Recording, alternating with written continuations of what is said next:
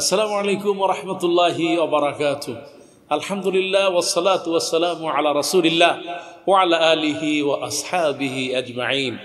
সম্মানিত প্রবাসী ভাইরা, দেশে বিদেশে যে যেখান থেকে দেখছেন, আজকে এই উৎসবের দিনে আমরা আরো একটু উৎসব এবং আনন্দ পাওয়ার জন্য, গোটা দেশবাসী উৎসবিত হওয়ার জন্য, আনন্দিত হওয়ার জন্য আমরা দেখতে পাবো, আশা করছি ইনশাআল্লাহ। এই উৎসবের মাধ্যমে আজকের এই উৎসব, বাংলাদেশের উৎসব, আরো উৎসব বেড়ে যাবে যদি বাংলাদেশে এই জালেমদের কারণে যারা এই দেশ থেকে বিদেশে চলে গিয়েছে, থাকতে পারে নাই, তার মধ্যে অন্যতম আছেন আমার প্রিয় ভাই মিজানুর রহমান আজহারি ভাই।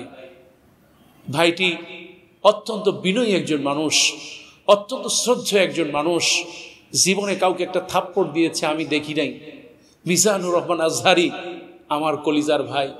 একসাথে দীর্ঘ 7 বছর আমরা মিশরে ছিলাম। আমি 7 বছর ছিলাম, দীর্ঘ 4 বছর মিশরে ভাইটার সাথে কাটিয়েছি।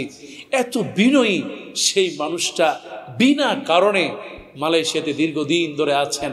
ইনশাআল্লাহ এই জালিম মুক্ত হওয়ার কারণে বাংলাদেশের আবার আনাসে কানাসে কোরআনের এই প্রিয় সুর আল্লামা মিজানুর রহমান আজহারির আওয়াজ পৌঁছে যাবে ইনশাআল্লাহ।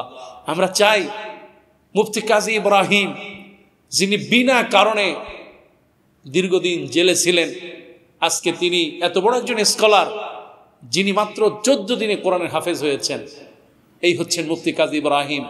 এত বড় একজন স্কলার, বাংলাদেশের গোটা বিশ্বের মানুষ, ইসলামী স্কলার যারা তাকে ভালোবাসেন, মুফতি কাজী ইব্রাহিম, এই জালিমদের কারণেই তিনি এই দেশ থেকে চলে যেতে বাধ্য হয়েছেন।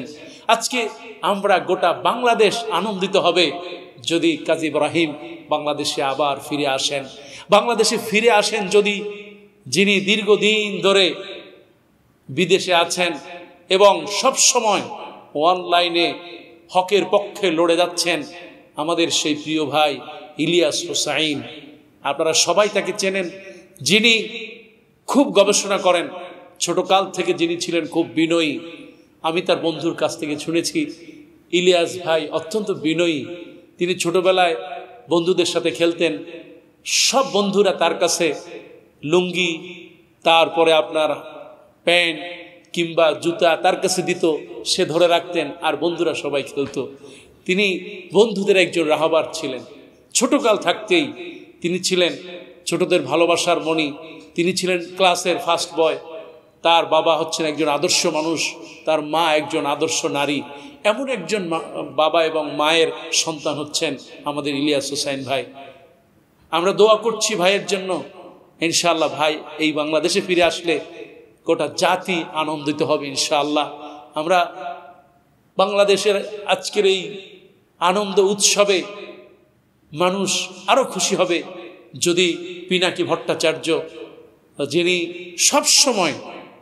সব সময় অনুসন্ধান করেন কোথায় আছে তথ্য, যেখানেই তথ্য সেখানেই পিনাকি ভট্টাচার্য, যেখানেই তথ্য, যেখানেই নতুন কিছু সেখানেই এই পিনাকি ভট্টাচার্য।